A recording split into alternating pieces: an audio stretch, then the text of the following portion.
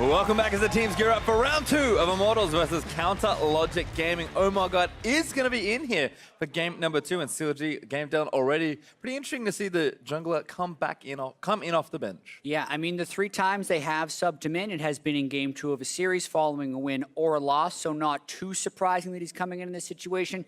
Don't necessarily think Dardoch had a poor performance, so I feel like this would have been something that CLG planned to do before the series. With that being said, Immortals did have a very strong Game 1 performance. CLG kept trying to come back at him with Soraka sieges, but Immortals was always able to find the initiation.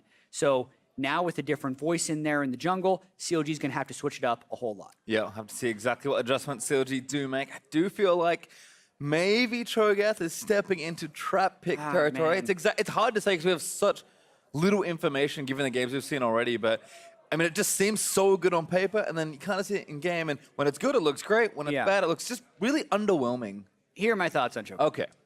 I think he is better as a jungler than a top laner because he works tremendously well when you have set up CC for him.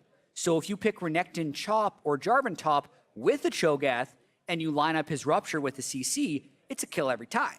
And you're still going to be scaling up in the late game where you can do the Stoneplate Feast that you want to do anyways. I don't think he's a strong 1v1 laner unless you're able to camp for him and chain CC. So the situation where CLG picked him in this last team comp, where they have a Rengar jungle, a Soraka bot lane with a Trist and a Talia, nothing really set up his Ruptures, which puts Darshan in a really difficult space. Yeah, just not a whole lot he can do. He was also getting relatively pressured by Smithy and Pobelter on their Jarvan and Corki, so he couldn't even get up there and try and assist that lane like we may have thought he could. I think on the other side for Immortals, as we move into draft, I think my question is, yes, you can clearly target these players. I mean, there are a lot of the solo laners in particular are showing predilections for 1 or 2 picks, but unfortunately, you just don't have that many bans. You can't take them all out of the way, so kind of what do you target? I mean, do you just have to take Corki away from Pobelter now? Is it too many games where he's looked so good? I mean, a little bit, or you have to just take some of the CC around from the setup roles for Immortals, because what Immortals is doing is they're picking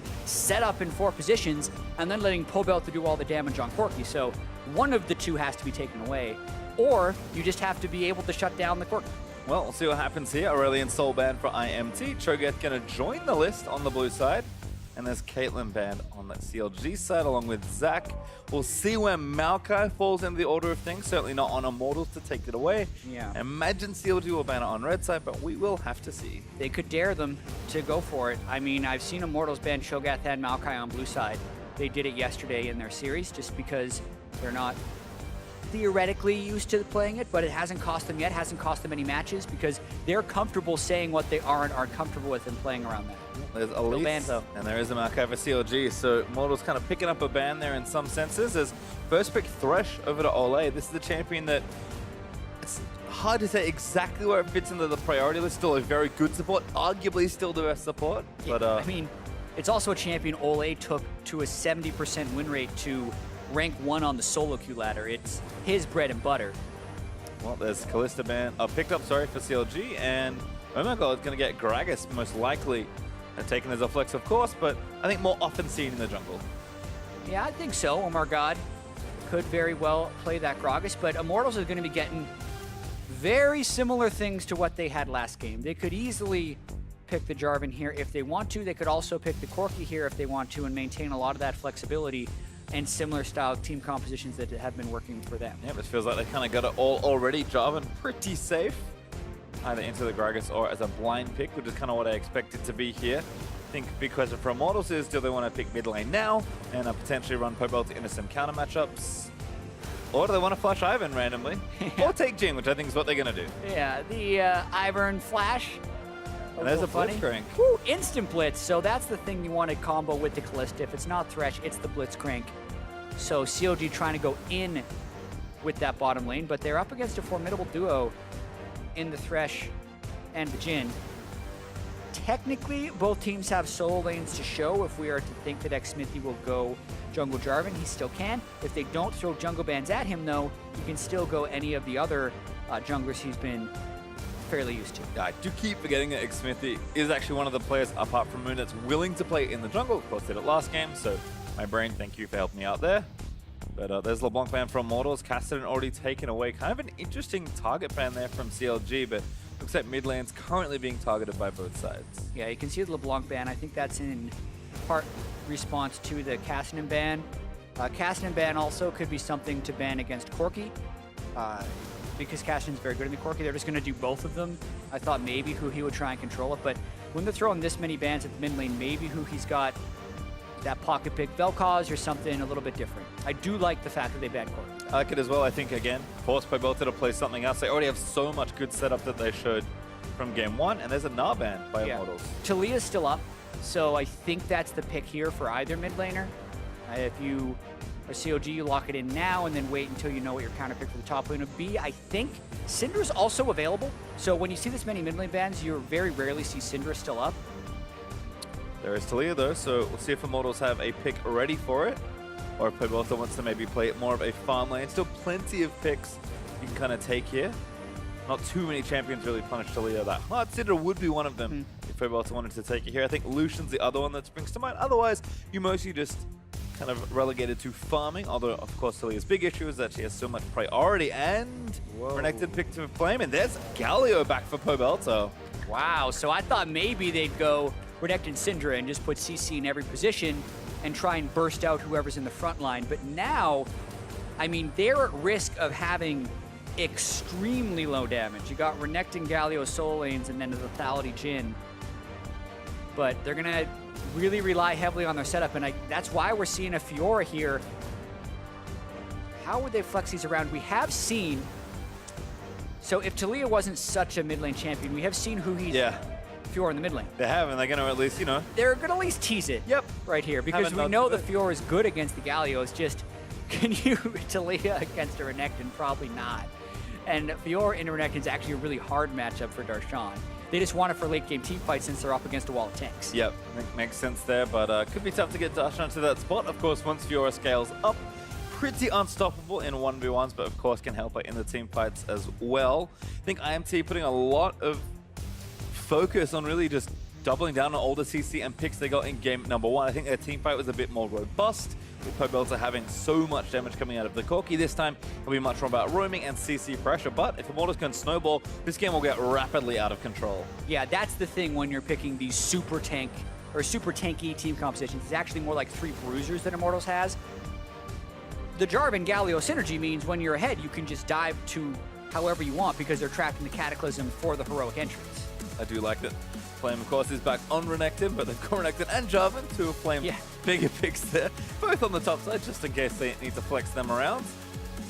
Definitely interesting to see, again, all the teams have different priorities on the picks. I think CLG, again, showing us very much their style and preferences here in both the drafts we've seen in this series. But Jhin for Cody's son. Jhin has not been everybody's champion, and it's definitely fallen down in a lot of games, but he's fairly confident in it, at least in this next game as well. See if he runs into issues versus Omar in particular as he get onto the Rift for game number 2. Yeah, Immortals looking to complete the season sweep over CLG. They beat them the first time they met. This would also give them sole control of first place as well as the tiebreaker over CLG. Would put them in amazing position with 2 weeks left in the split if they can close out this game. Feels like it's been a little while, not too long, but a little while since Immortals was sitting atop the standings at the end of a split, but would be able to do it here, or at least get very close, taking a decisive victory here over CLG. CLG, of course, trying to make sure that doesn't happen, so we'll see what Omar can do as he's added to the roster here for this second game. Looks like right now Pabelta's just having a dance there in mid, and everyone's kind of spreading out, getting those wards going. Immortals, decent defensive vision, actually spotting Afro poking towards the Raptor camp, and a little bit of a group here for IMT. Cody and Ole going to move forward and maybe hope Stixay parts a silly way. Yeah, I'm really excited to see how this bottom lane plays out, just because Cody's son and Ole have been so consistently good. Pretty much halfway through the spring split, they started to turn it on, and then this split, they've just been in full form. And when you have Ole on Thresh and Bard, I put as his top 2 champions. And then Cody's son's Jhin last game was just so good at sniping squishy targets in team fights. Does feel like in general they're almost surprisingly aggressive as a duo. I mean, definitely made good work of the defensive Soraka Triss Is Afro looking for a blind hook maybe? Does get a ward down, hooks on Ole, and might force a flash, but he plays back and then flashes who he's trying to steal there. The Raptors grabs 2 of them as IMT are actually leashing Yeah, a pretty slick hook there by Aframu. Huhi getting the ward vision for Afro to land the hook, and Ole kind of forced to flash away. Immortals still able to pull off the super leash, so to speak, but still walking past the ward that was placed earlier by CLG. Not sure what he's going to hope to get done with that. Another ward from CLG as well, just to make doubly sure, as Flame and Darshan doing battle, but really Darshan trading pretty nicely. Even, I suppose, at level 1, but getting very aggressive on the Fiora as Omar already going to take down that red, but another level 2 gank incoming at 2. He's Talia. Going to have to flash again. Still find some effectiveness with that level 2 gank. Xmithie again taking the aggression away from Huhi, and then that's a nice play by Huhi, actually, to stick around a little bit and get harassed on Xmithie, but not much more they can do other than that. Yep, Xmithie actually is going to take the blue, so doesn't lose that much, given that he passed around to 2 different lanes before moving into this side of the jungle. Again, bottom lane helping out with those leashes is going to make that a lot easier. So we'll see where Xmithie goes next, or if he just kind of falls back to that same farming pattern we saw in game number 1. Yeah, Jarvan arguably one of the best level 2/level 3 gankers in the game, so you can see why Xmithie's paths haven't been so hard farm. He really wants to get his ganks out early on before he goes to farming, as long as Omar God isn't going to counter jungle him. Great riposte there from Darshan. Going to save himself, in fact, maybe even turn it around. No help though, so 2v1 would be a little too miraculous at this stage of the game. And we always have to come back to what is the cost of these early ganks. Because Omar God hasn't ganked yet. He's still clearing the jungle.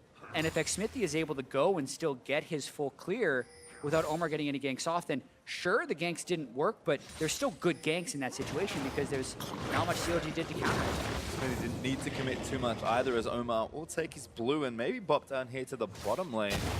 Yep, he's going to move in. Good ward from IMT. He's going to spot him though. After going to try and line up a hook, but Ole defensive hook, I feel like, keeping him safe.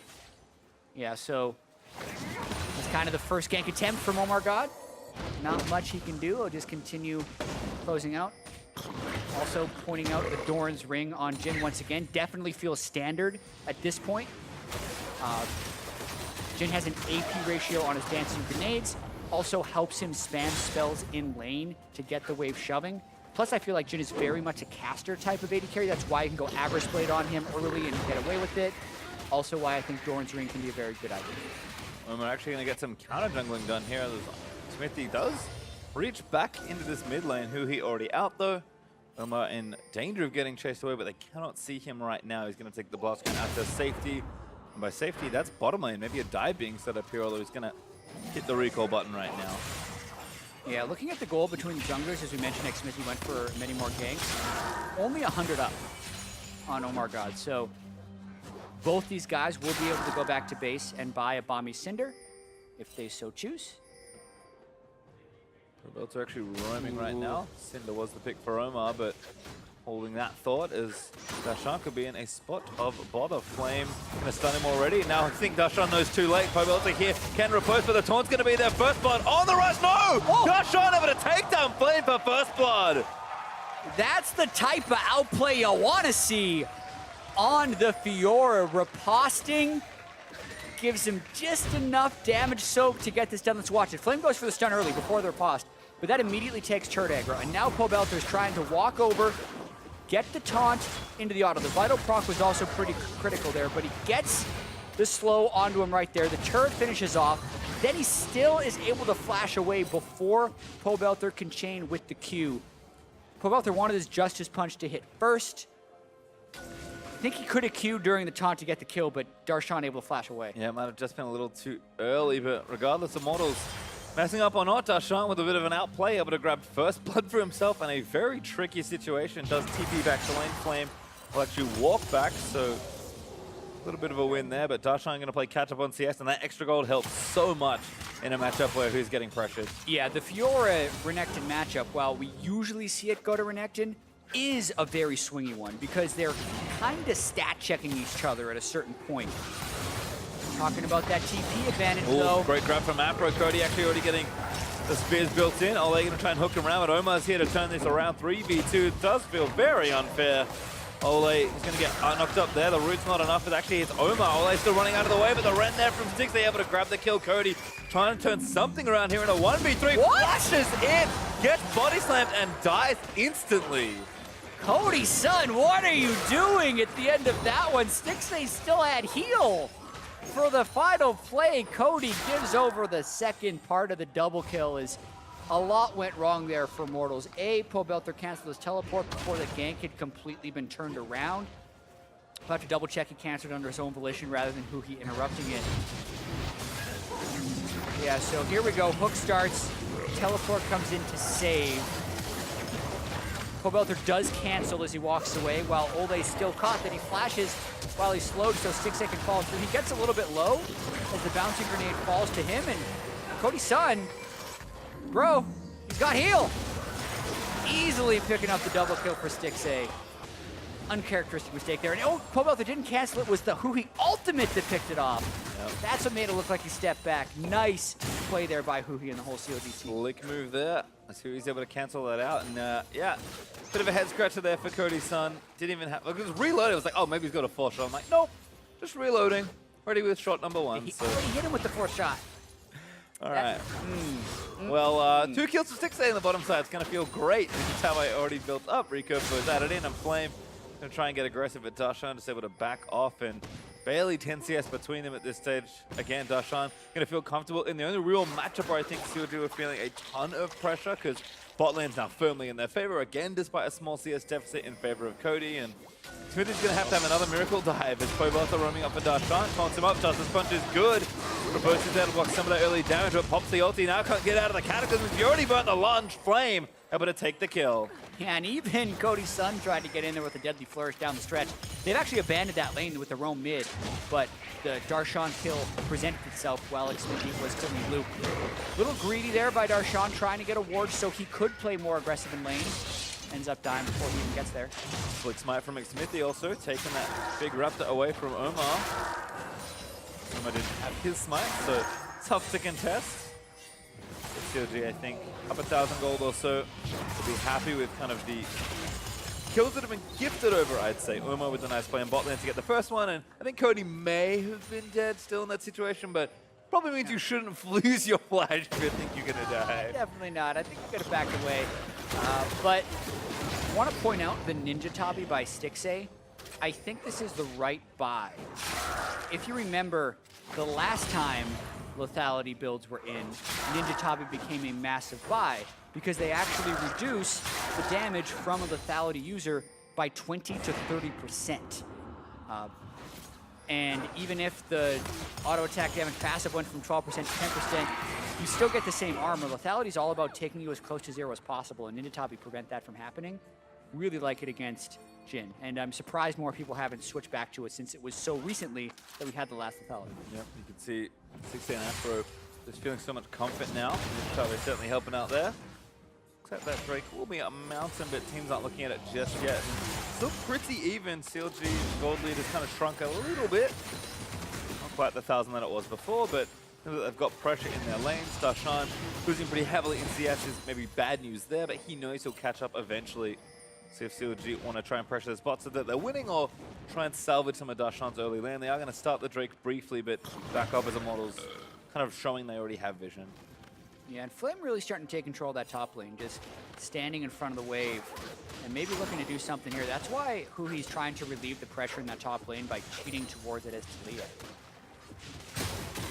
Pobelter again can also leave, but TP not up for now. And both of these champions are pretty low global ranges on level 1 ultis, so gonna want to try and grab that XP. Oh my god, back down to the bottom lane. His last visit was here. His next one will be as well. Huhi also getting interrupt Pobelter. Actually also trying to cut off here, so maybe IMT tipped off to the play here in the bottom lane, but Omar flash ulti after that body slam real nice, but Cody takes the lantern out. Ole flashed a bit late, but still enough to get Jhin out of the way. Meanwhile, another fight's happening. Oh, that Pobelter going to go down to Huhi, cut up again as Afro was also there. The wall not quite going to grab Afro, but Huhi's actually going to go over and put the wall down as Omar going to get another flash as Smithy forced to get out from under the body slam. Yeah, strange play there as both junglers had to make a choice to take the fight in the bot lane or in the mid lane. Omar chooses bot lane. Xmithy actually chose the river, and they still lose that one. So now they're thinking about pressuring this. Technically, both top laners do have teleport. and could join if a fight erupts. Darshan actually in a better position because he has a recall, but you have to walk back to the lane. Ole comes back in towards those rocks by Huhi, but looks like this seed is going to get shut down for a little while longer. Flash hook from Afro does not connect on a Cody. Oh, they tried. The only team I've seen do that in competitive was Afro with double lift. Stixxay and Afro missed the hook. The play there is you hook with Blitz as you ult with Kalista to pull him even further back, but they missed that one near highlight moment. And Huhi just destroys Pobelter. Flash for flash as well. And then Xmithie can't help out that much. 3 people in the brush. Afro killed him off, hooking it there. Ole's still going to get chased down. Hook gonna land. Great prediction on the jump. Ole going to move back in, but I think he may be too far forward. TP from IMT coming in, but is it not enough to actually do arrive in time? It's the double as there's the taunt in onto Afro. That's a kill for Flame as Stixxay barely escaping that last gen shot. Afro not locked in on Blitz yet, missing a few crucial hooks. Also, Flame teleported away from his winning lane to make that play happen, so what more can they get?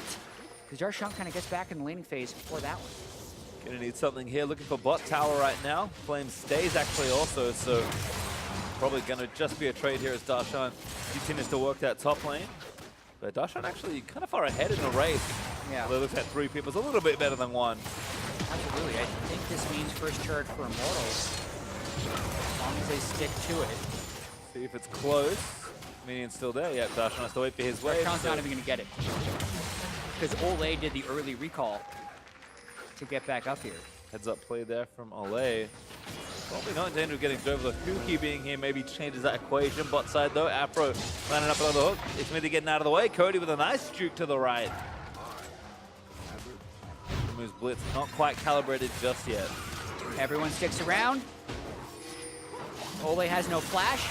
Procs his Courage Shield, goes in, plays back instead of towards him. Tanks just enough damage for the rest of Immortals to pile in onto Afro Moo.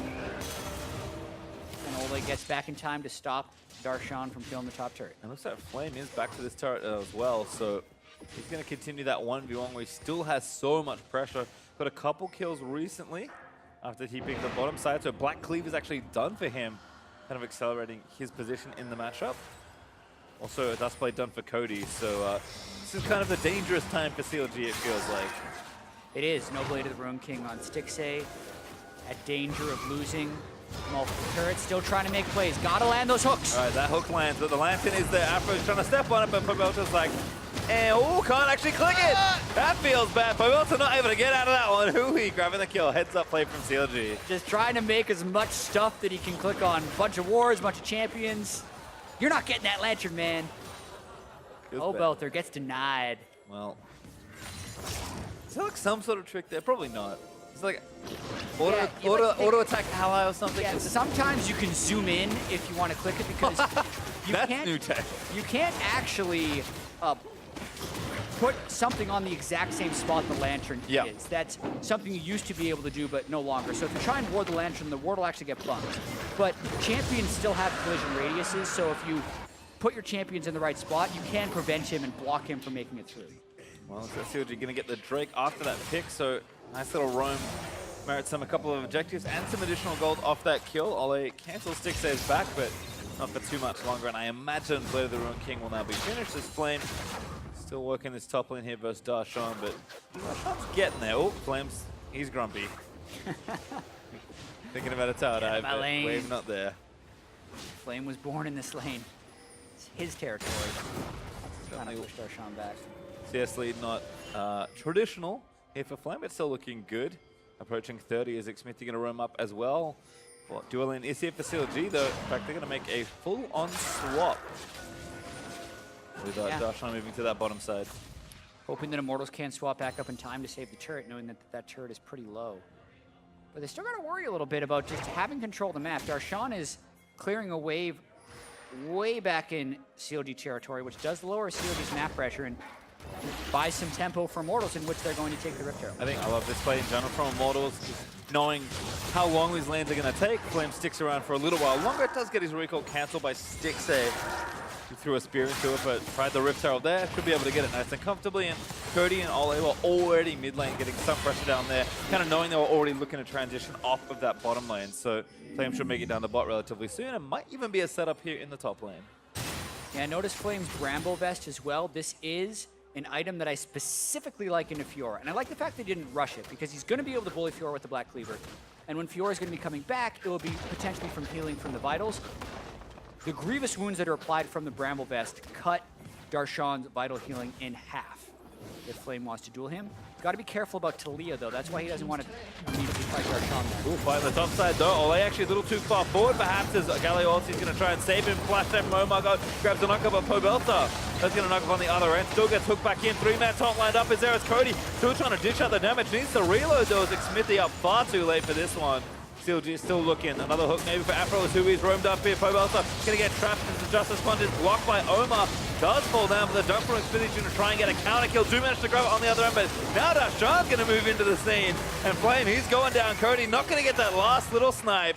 And CLG with a big team fight win. Yeah, looks like Afamu's starting to get locked in a little bit on the blitz. A couple of crucial hooks, and Huhi roams up big time.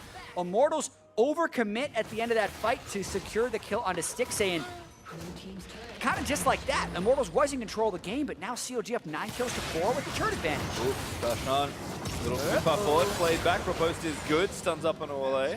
Cody still chasing, does have his flash, but a little more conservative this time around. Yeah, gonna watch this one more time. Waiting for the play. Stixay shows early, gets Ole to throw out the hook. Afamu just walks up to Ole to get the knockup. This also means that when Omar Guard finishes the kill, Afro gets to pull Pobelta back, and that's what traps him in this fight. This then buys some time for Talia to make his way up, or Huhi rather. So he puts the ground down on Xmithy, makes him take a bunch of damage. And notice when Flame teleports in, he's only at half health because he's been fighting with Fiora that whole time. Flame then falls pretty quickly, so a 4 TP from Flame there, and 4 kills to 2 over to CLG in the extended fight. Yeah, took the turret there as well, so a huge windfall for CLG, who are now up actually 3,000 gold after that exchange, which is pretty massive given that the game was even, if not slightly ahead there for Immortals, who his CS lead. Some of that here had a big impact in a lot of these side lane plays. 4-0 and 1 as Afro another hook lands. Galio ultimate though, going to try and lock them all up. Oh my god, could be the target, but Afro going to double knock up after the fates called Stixay. A bit of render Ole. Pobelta with a big taunt again, but Xfinity going to try and trap them all in. Cody can't really fire into it though, and Stixay is now happy to leap forward and take down the next few kills. Pobelta is going to die. Huhi cuts him off with the wall as Flame. Able to get a pick up there onto Afro. Cody still trying to snipe them, but Stixay going to hop out of that area. Huhi walks around as well. I know IMT still cut off CLG. We're going to try and get those last few kills there. Huhi dominating, takes down Flame. Another 4 kills and 2 dead once again for CLG. And we're really starting to see Immortals' low damage team composition work against them. Watching Huhi's positioning in that fight just showed how little he cares about Immortals' damage. Look at where Huhi is here. Yes, they have a numbers advantage, but he just walks straight up to everyone. He's in the middle of the team, spamming his threaded volleys. Sure, the taunt lands. Sure, the Cataclysm lands. Hui's fine. He flashes back. Stixay is able to stack about 7,000 spears into Pobelta before taking him down. CLG in a lot of control right now with the Talia and Callista doing work against these tanks. And despite all the early lane pressure, feels like Jin definitely showing some of those weaknesses here. Nice kick from Omar, kind of right at that, as Rift Tower has to be channeled. He's about to run out. And we got a bunch of big health pools against Immortals. We got a Blade of the Ruin Queen, Leandre's Torment by CLG. They've already built their tank shredding items for that 6,000 gold lead. If CLG keeps this up, if they don't get caught by too many Wombo combo initiations, I think we'd be on our way to a game 3. Well, Rift Herald is going to be a tragedy. Does get rendered down by Stixay. It's more than enough CC for CLG, as again, IMT just kind of had to burn that cooldown. Huhi going to force a TP and Flame out of the lane. Doing so much work on this Talia, just an immense amount of damage. Despite tanking a couple turret shots, Leandre's not helping there at all. IMT going to get a trade-ish on the top side there, taking the turret, but Afro all alone. pressured in, and now Pobelta 1v5. Not getting out of this one. Oh my god, this time with the kill. Afro takes it to a few turret shots on the way out, but doesn't really care about it, as everyone on Immortals was off recalling. Doesn't protect the bush, so Darshan makes it back safely. Turret did stay up for Immortals, so they got the outer, but Tier 2 was not taken in trade for CLG, so a small win there as IMT at least get gold back to themselves, but these turrets won't take too long for CLG to really get, especially as Darshan develops even more pressure now that Fiora is starting to scale. And unfortunately for IMT, Fiora is the least of their current problems. Yeah, but it'll be on the short list of late game problems if it gets there, which is always the issue against Fiora here. But the fact that they haven't gotten a huge advantage for Flame early, but mainly it's the fact that Huhi has gotten so big on this Talia. Immortals could have drafted Syndra in place of that Galio for more standard team composition, but instead opted for this all-in strategy. What happens? Well, Afro looks for a hook is what happens. Pobelta, he's the target, but somehow not big enough of a hitbox to get grabbed there by Afro. Just out of range, a good awareness there from Pobelta. But I spell Gordon on the way next for Galio, who is showing how tanky he isn't right now. Yeah, a lot of times you'll see a Frozen Heart off the Galio second, but that's also when you have a little bit more damage in your team. I mean, I'm so often seeing, even if you're going to do something like Galio J4, it's a J4 top lane and he's building Titanic Hydra and Black Cleaver. Or you have not Jin as your AD carry for more sustained damage. Well, here we go though. Right in trying to make the play happen. Huhi is going to be the target. They need to try and shut down this Talia. Finally goes down. As Cody's still firing shots away. Flame is going to die to Darshan. Is able to shred that through, but Stick stays so low. Darshan, they're going to save the back end of the fight. Cody creeping in the hook lands for Olay, but Darshan, he actually got a triple kill in and amongst the mess. Soma, a great double stun as Darshan's going to try and shut the rest of it down. Olay wants to kill Afra's going to hook him up. Darshan needs a little bit more. Riposte in there. Does take it down. That's a unofficial Quadra. There's the ace for CLG. They'll take it no matter how it happens. Yeah, unofficial Quadra, official ace for CLG. Even when Immortals seemingly get the damage on most of the threats, they one-shot Huhi, they take Sticks, they super low. Fiora is still there, man. Unlucky. 5, 1, and 3 now on Darshan. Tough laning phase, but he has arrived. Yep, and it's kind of the problem here. CLG has to find some advantage in the early game. Pretty smooth mid-game and some insurance in Darshan. This was about as good as you could ask for IMT. Yeah, I love the initiation from Pobelter, although, from Xmithie. I think Pobelter point-blank ulted just for the knockup. I don't know how necessary that was. But anyway, Stixay then also is taken pretty low. Cody's son going all the way into the back line. It's just Darshan they have to worry about. And they did a nice job getting some damage back onto Darshan. You're nearly killing him there with the Deadly Flourish. Hook, though, from Afro secures that final kill. And Omar God having a quietly solid Gragas game here after being subbed in for Dardark. Making all the right plays, hitting every single flash body slam at some pretty ridiculous angles at times, and quietly 3-1 and 13. 16 of 19 kill participations for the man. He is certainly quietly overachieving here in this one. As Pobelta grabs his blue buff, but IMT, it's about all their small victories at this point. 5,500 gold down, 3 items outdone for Huhi, last Whisper finish for Stixay, and Fiora's also starting to get a few more items. Yeah. I was worried enough with just those 2 carries, now there's a 3rd on the way. Yeah, the more clumped up that Immortals can make the team fights, the better, and Cody's son can actually do a lot with his lethality build because it's not like he's up against tanks. So he can still get a lot of damage out in team fights if he's able to stay safe. Gonna be an uphill battle for sure. CLG has the tools to get the initiations as well. I mean, looking at the Talisman of Ascension onto Aphromoo plus the Boots of Mobility, it's a very fast Blitzcrank who probably doesn't even have to rely on hitting hook. Nope, the most reliable hook is the one you hit after your E. Aphromoo's just going to be running at them. Maybe it's Righteous Glory too, but I think that's probably too much movement speed. A little overkill. You do hit pretty sharp diminishing returns on move speed. But even now, he's just zooming. I mean, without his talisman. The talisman is to help others keep up. Yeah. And he's fine on his own. Actually, one of those things where, I mean, I think the coin overall has become such a strong item, but we don't talk about the passive that often. In this instance, that's actually one of its better uses, because Afro's going to be running in. Flame gets a stun there onto Darshan, a little early on the riposte, but life steal aplenty there for Darshan with his Ravenous Hydra, and Flame's just kind of like, I can keep you here, but I probably can't do much else than that. Yeah, and if he does teleport in, Darshan won't be able to interrupt it, but he will be able to take him pretty low. 6A pretty low here. the Baron. Curtain call just to push him off. He needs to life seal it up, but there's a wave to meet in mid lane as IMT rushing back down. Huey down to the bottom side. Long wall here is Flame. Yeah. Gonna get caught up. No, actually makes it over. And now the TP's down, but Flame already dead to Huey. Now the hero's gonna come out and Pobelta's like, oh, what do I do? 1v2 Omar. Gonna find Smithy. Hook's gonna miss. This is crucial though. Fight bottom side with Pobelta and Cody. He might clean up. Cody actually roamed down there. Pobelta able to buy enough He's got time. red buff. Needs a few more autos. Does have one. Slows massive there as he speeds up from the wall. Flash in auto W. Beautiful play from Cody. Cody does exactly what he needs to do right there. Gets the move speed and the first shot for the 99% Duskblade slow.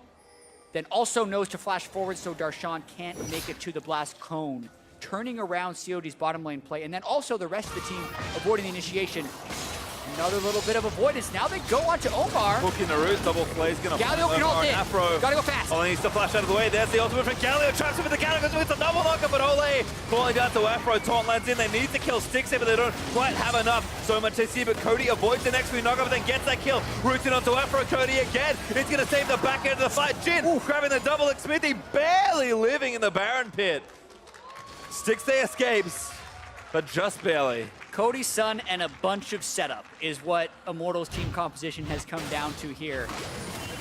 Flame stalling as much as possible. Darshan and Huhi used a lot of resources to take him down, and then they want to get Pobelta too, but Cody's son is recalled, and that's what catches CLG off guard right there. Deadly Flourish stun, Pobelta gets him, Huhi goes down. Big bouncing grenade lands on Darshan right at the end. Chases him down, flash, Q.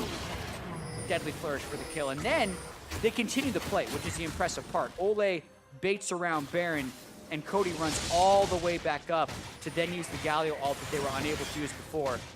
Kind of pulling themselves back in this game, which felt lost. Yeah. Against a Fiora, Talia, Callista that are all fed versus your team of tanks, but Cody's son doing a lot to pull this back. And I mean, CLG's still up 4,000 gold, and I don't know how large the windows will be back into this game for IMT, kind of giving some of that scaling. Hook from Afro is not going to help. Oh, Cancels the EQ. No, he actually Q's out of the way. Gets the E down before he can, but Huhi still going to chase that locket, going to proc. IMT enough protection to save their jungler. Yeah, how is he still alive? He is not. He just takes a bunch of damage there. You can see the very tanky J4 build coming through.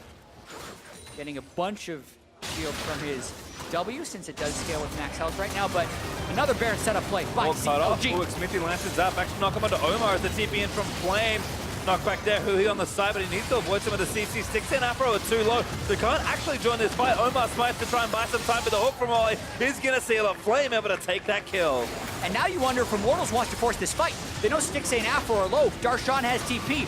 Darshan's probably gonna have to teleport in. Picked one out, it's actually Flame that Afro hooks, but he flash ulties back into the pit. They're still tanking it, but Huhi doing a lot of damage as Pobelta trying to reduce some of that. Smithy, he's the one that tries to initiate, and that means the Baron threat is off the table. Darshan flashing forward, looking for Flame riposte in. Drock back there is a great shot from Hui's, maybe going to end the rest of the fight. IMT just get ripped to shreds as Pobelta the only one left, but he will die in very quick succession. Picture perfect riposte by Darshan in that fight, throwing the stun back at Immortals. In the past, Darshan has been criticized for teleporting in at the wrong moments on Fiora. That was absolutely the right one, because they could win the fight. Immortals had overextended themselves. They clean up the fight, and they get the Baron. So they're able to help that secure. Huhi with a great wall to start it off, and IMT desperate to get into this pit. Yeah, but they walled really early because the Baron was still at 9,000 health, and the first fight was actually pretty bad by CLG. Omar takes all the damage, and the team has to bail out. Look at Aphromoo and Stixay's health bars. So this is why Immortals thinks they can turn it around, because they have 5 people at Baron. But we talked about low damage. They do not kill Baron quickly at all. Aphromoo hooks over, Flame runs ultimate, and then Darshan puts his teleport up. Huge seismic shove by Huhi, and then just watch Darshan in this fight. It's very tricky to enter a fight when they have all the CC, but he dashes in, ripostes as the knockup comes from Stixay and Aphromoo, so they chained those stuns together. That then opens him up the small window he needs to proc enough vitals and clean up the end of that fight. CLG now with Baron and a monumental gold lead. 8,000. Ole going to hook Afro, but Afro's going to hook back in return, doesn't grab Cody. That was the target he was looking for, but CLG playing with a lot of pace as they move back down here to the bottom side. Yeah, hoping to pull off the epic Kalista Blitz combo. 0 for 2. But One day. give them points for trying. Certainly do. This is the trouble, though, for Immortals. We know they have such low damage. We know they need big setup 5v5 team fights. Darshan's got Baron minions in one wave. CLG has the rest of the Baron minions in the other wave. And they have Talia to collapse. Death Dance as well for Darshan, so close to impossible to kill Fiora in any good amount of time for Flame. And turret's already starting to force CLG take the bottom tier 2. And Huhi is working on that mid turret as we speak. Flame, I mean, she's trying to clear waves and kind of keep Darshan off the turret, but sooner rather than later, Flame's going to lose it, and IMT going to have to come up with a play before CLG just take everything with this Baron buff. That's 2 more turrets down. All of a sudden, 6 turrets to 2 Immortals. Backs right against their turrets as they try and defend. Yeah, they had that small window coming back into the game, but you wonder if they have been outscaled now by the 3 damage item Fiora in one lane, the 7 kill Kalista in the other, and the 7 kill Talia in mid. Everywhere they look, there are enemies. Huhi and 6 actually have the exact scoreline right now, which is pretty rare. 7, 2, and 11. But certainly looking good. That's going to be a hook, landing onto Pobelta, who taunts it up, but just buying some time for the rest of the siege. Wall cuts 2 people off from IMT. It's their dual lane that's currently being shot out. And again, IMT trying to find some angles, but don't forget Darshan is still here in the top lane. Waiting for the minions. CLG gonna want to finish off this turret right here. Will Immortals fight? Here we go. Smithy gets in onto Huhi. Galio ultimate's up pretty good. Gets the knockup, grabs it. Huhi almost about to go down, but the turret's falling in the top side. Afro getting low as IMT continue to fight, but they just don't have enough. Cody gets out to try and snipe 6A with these ultimates, but he's going to hop away. The last bullet is going to connect, but still too much protection as Omar barely going to live. Rends down Pobelta as 6A grabs that kill. He gets the shutdown as well onto Jin as Omar going to grab that. That's 4 kills for nothing in Flame. He had to do with Fiora and just couldn't do it. Stixxay just gets to keep stacking up Rens. The longer the fight goes, the more damage Kalista can rend you for. That's probably the game. Looks like it, as the Nexus turrets are going to be objective coming up. There's one already done. Darshan got a lot of work done in the top side just by himself, but CLG will open up the Nexus and force a 3rd and final game. Yeah, Immortals died 30 times that game. That's what it took to take down their Nexus, and it was a tough one, actually, because Immortals was scrappy. And even though CLG jumped out to that massive early lead, there were some questionable moments where it looked like Immortals might come back into it. In the end, though, an extremely low damage team composition by Immortals. They could never get in to take down enough of the CLG threats, and even if they could catch Talia, they couldn't deal with Kalista. And in a difficult matchup, Fiora into Renekton, Darshan did make it work. Very clutch TPs to pick up enough kills to become a huge force. I think just a smart drive from CLG. It kind of played well despite all of the pressure that Immortals were able to offer. I mean, again, still exploring so much on this patch, but the arms race of carries versus tanks continues. It's something we've seen a lot in the history of League of Legends and very evident in a game like this. Yeah, and it could have swung the other way, right? If the tanks get ahead, then the carries feel useless and they keep getting those initiations and the game is just over. But credit to CLG for not buying into all the tank hype and matching them tank versus tank. Said, okay, Leandry's Torment exists, Fiora exists, Blade of the Rune King exists, we can handle this, man. And they did, so bring on game 3 for a battle for first. It's just what we wanted. I think more than handle it, but for a deeper dive on how CLG tied the series, let's hand it off to Dash and Mark. Thank you very much, gentlemen. CLG striking back in game 2 to extend us to a 3rd game in this series, but bottom line is that game was just crazy fun to watch. Yeah, that was a junkyard fight where it was just back and forth over and over, constant team fights, and it felt like at any moment either team could really take that game and run away with it.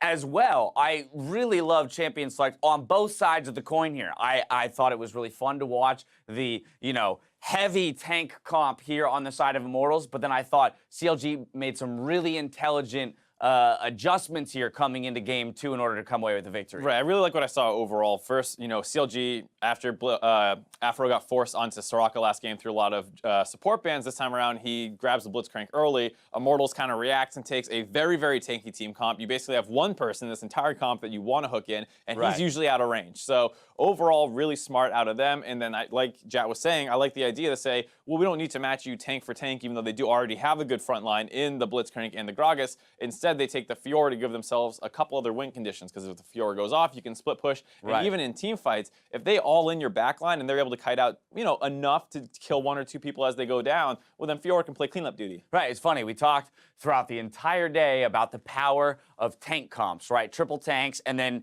Immortals goes one step further. They go, how about quadra tank? And then again, as you mentioned, the Fiora, though, coming up huge for CLG as an insurance policy against those tanks, saying, fine, you want to go tank, we're going to take one of the few champions that's a fantastic tank buster and can spread the map out. Right, and Immortals tanks, to be fair, are 2 of them are more bruisers. And Correct. the benefit of that is when you pick the tanks, sometimes they have relatively weak early games. Not that you can't make plays with them, but that they don't win the matchups for the most part. And in this case, they are able to use these bruisers to hopefully generate their leads, so that way they can use them from ahead and just keep diving in. Right, and that's not necessarily what No. happens, because 17 minutes into the game, CLG is the one that comes out on top of a skirmish in the top lane, 4 for 2. Let's take a look at this one.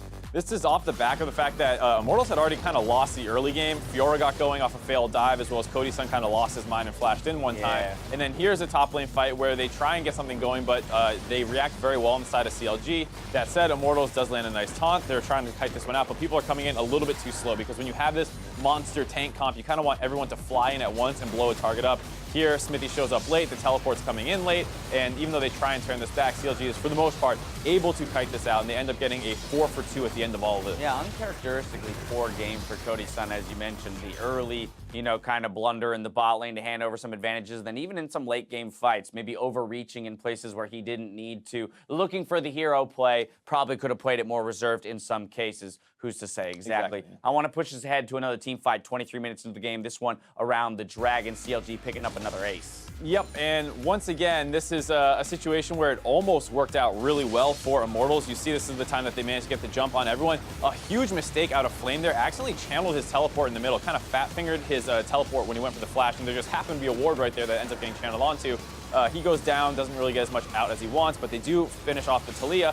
Barely kill Stixay. It felt like if they were a little bit further ahead, this game was a little bit closer. This is a fight that they smashed, but because so many little things went wrong, they have to blow so many resources to finish off Stixay. Now they're kiting out, and then Ole gets too aggressive here. Instead of kiting back and maybe trying to help out Cody Sun and slowly working their way up to the top of the map and keep kiting out, he did walk forward looking for a hook. That's why I like this fight, though, because as you mentioned, it shows where Immortals comp can be successful if a couple things go slightly differently, maybe if the gold lead's a little bit closer, because Stixay that close to going down. But it then required a flash, hook, lantern from Ole to get Cody Sun in for the final kill. But now we're on the wrong side of the fight, and the 2 of us are trying to kite away from a Fiora. And so, again, the resources spent to get the kill meant they didn't have enough resources left to win the fight. But again, Stixay goes down a little bit sooner, and Immortals turns the tide there. Right, same situation with Huhi. If Huhi dies just a little bit faster, if Flame's flash does not get interrupted by his teleport, and he just empowered WQs Huhi and kills him, it's a very, very different situation. Yeah, little tiny execution mistakes can cost you the game. Next up, 29-30 into the game, another ace for CLG around the Baron. Another example of a situation where Immortals actually plays the beginning of the fight very well, perhaps overreaches once they see that they're winning. Yeah, able to use some tricky movement there where Smithy goes over the wall, gets lantern back out as Pobelter goes onto Smithy's old position to end up over the wall. Just some tricky movement all around. They eventually end up in a situation where Omar God is the one who ends up getting hooked out there. Now, Darshan hasn't teleported in yet. He's still pushing down bottom, so we got a force on the Baron. This leads to an Afro hook as Darshan actually teleports in. Maybe a small overextension because they do stay on the Baron after the hook off. They could have started kiting out a little bit before. They end up not choosing to kite out right away, and now they're getting chased down. And this is still a very close fight, but Darshan has the perfect riposte here to avoid a ton of AoE CC, and then still barely gets through the front line to get onto Cody Sun. If he was a little bit further back, maybe they finish off Darshan. That's the power of the Fiora once it's rolling, is that it can blow tanks up, and there you see playing a really good job on cleanup duty. Yep, so hey, Cody Sun's damage still pretty high, considering, again, that we called this an off game for him, but it's not enough to surpass the damage coming from all 3 of the carries of CLG. When you just put the sheer numbers against each other, it's no surprise then that CLG comes out on top. Yeah, the other thing, of course, is how much more health there probably is on true. They gotta eat through a heck Yeah, lot you want to more win a health. team fight, you got to do about 10k damage, whereas that might not be the case for Immortals. All that said, though, Darshan, player of the game, was huge, and especially in that first dive that came in. He played that beautifully to get the kill onto Renekton and stay alive. Stops the Renekton from maybe snowballing, because this is a totally different game if Fiora is playing from behind. When this is now the thing. you have to consider Fiora as you go into the next pick ban phase, right? Again, we talk all day about the power of tanks. We're encouraging teams to start jumping onto that tank train. Well, if you're looking across the rift and you're seeing CLG, you now have to be concerned with over-indexing on the tanks and opening up a Fiora pick for somebody like Darshan. It's just something you have to take into consideration on a patch where there's already a ton to think about, because as we said, a lot of people are still struggling to figure out the exact meta, and one of the things that we were saying was nice about CLG is it felt like they had a decent grasp on it, and here you see already having a little bit of a trick prepared if you want to go really hard on tanks. CLG find the win, and they're going to keep Omar God in as a result. With everything all tied up, the battle for first place comes down to a game 3. You won't want to miss the conclusion of this series, so don't go anywhere.